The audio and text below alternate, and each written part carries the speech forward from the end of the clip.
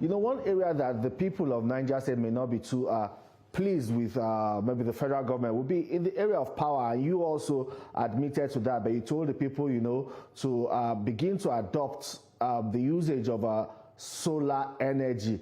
But to them, it's quite expensive. Niger State, you said, has contributed so much to this administration.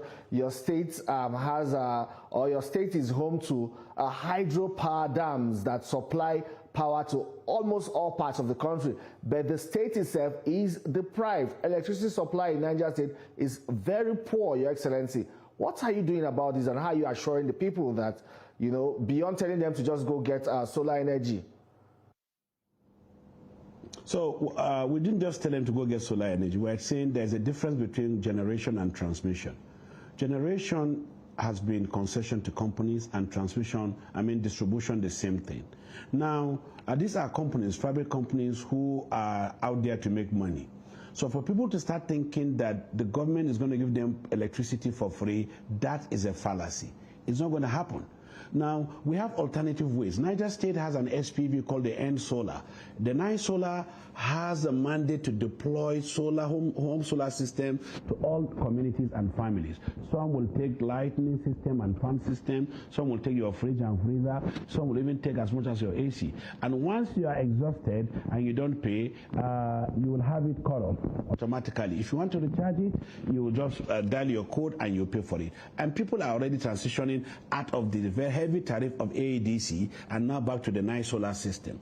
And you know, I thank God for Mr. President again for the electricity bill that he has signed, that both state and federal government can compete in transmission and generation.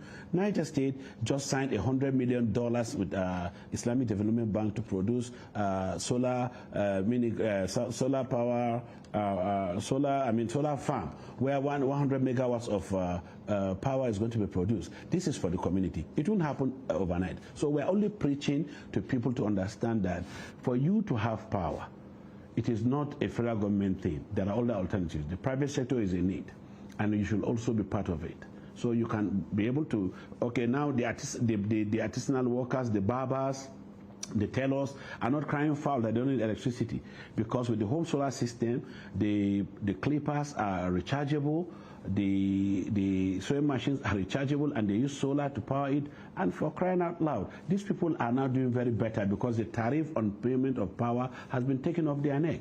We have been able to connect 18,000 communities, you know, with the REA and the Islamic Development Bank, and also ECOWAS now, you know, off-grid. So in Niger State, for example, you come to Lambata, the popular Lambata or Izom, the entire the town is off-grid. It's being powered by solar. So, and this is an initiative we're telling people that we cannot sit down and fold our hands and say we're expecting NEPA or AEDC to give us power. And again, because we are home to 4 hydropower dams, which produces so much power for Nigeria, we are already in court with the federal government to say we need derivation. The 13% derivation that other people are getting, we also want it, because we also are entitled to derivation based on power production.